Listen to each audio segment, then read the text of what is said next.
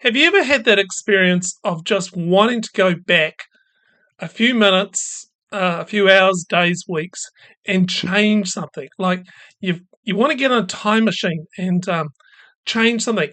You regret the decision you made and the choices you take. You want to go back and alter history.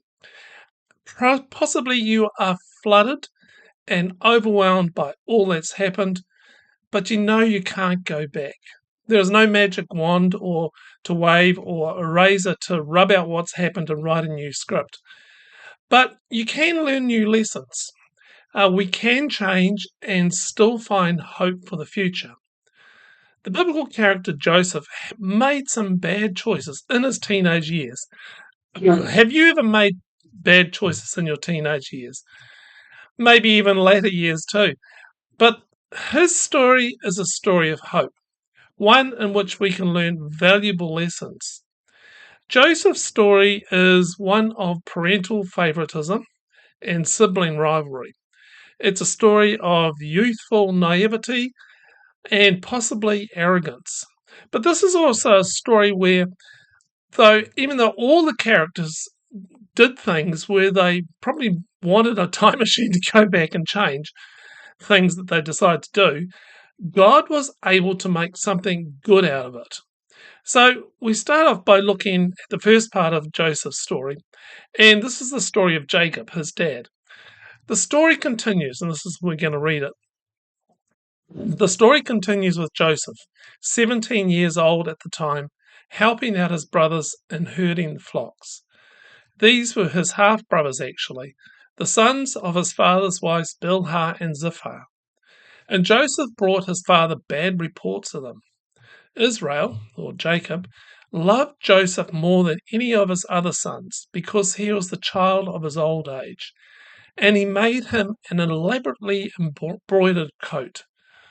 You probably might have heard the musical Joseph and his Technicolor Dreamcoat. Well, that's based out of the story. When his brothers realized that the father loved him more than them, they grew to hate him. They wouldn't even speak to him. So here is the setup for the story, the introduction to the drama. Here was favoritism by the father of a younger son. He made an elaborately embroidered coat. Now, in our context, it would be like dressing all the older kids with clothes from the local bulk outlet store and dressing Joseph in an Armani-suit. And this just bred jealousy, envy, and hatred in the older brothers. Then Joseph had a dream, and when he told it to his brothers, they hated him even more. This is it here. He said, "Listen to this dream I had. We were all out in the field gathering bundles of wheat. All of a sudden, my bundle stood up straight, and your bundles circled around it and bowed down to mine." His brothers said, "So, you're going to rule over us. You're going to boss us around." And they hated him even more than ever because of his dreams and the way he talked. He had another dream and told this one also to his brothers. "I dreamed another dream. The sun and the moon and the 11 stars bowed down to me." So, into this tinderbox of sibling hatred, Joseph just throws a spark. And his dreams were kind of a foretelling of what actually would happen in the future. But possibly with youthful arrogance and naivety, he shared the dream. So there was a reprimand.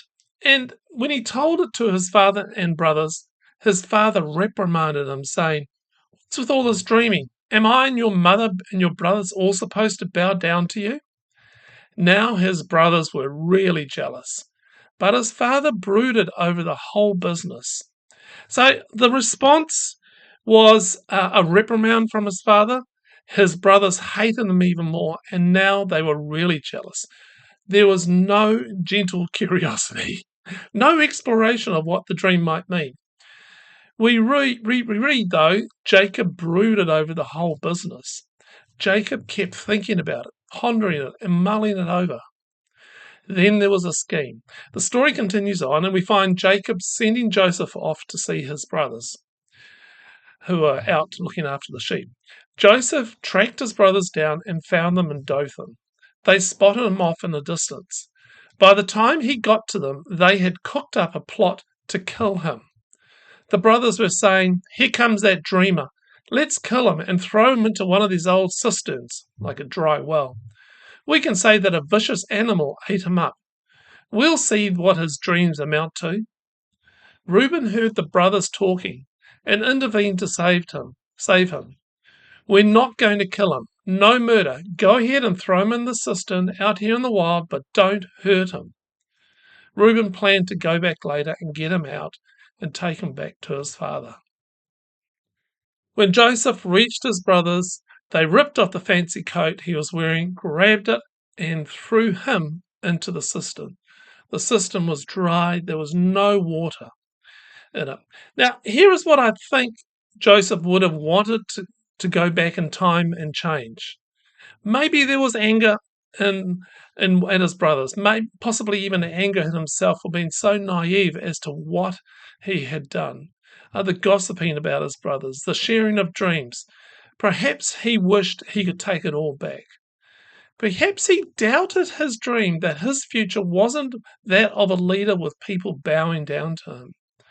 Wasn't he the favoured son, by Jacob? Perhaps he thought he was the chosen one.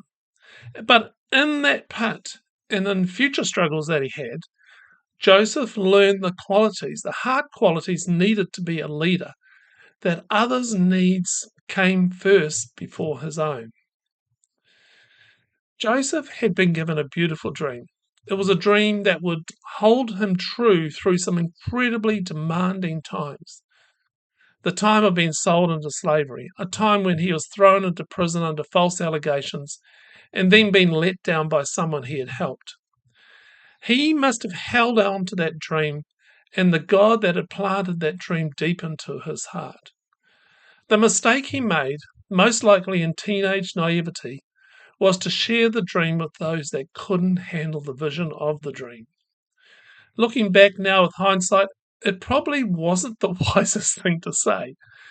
But when you're 17, you don't generally have the wisdom that comes with many life struggles. You probably think you know it all and you want to share your wisdom with others.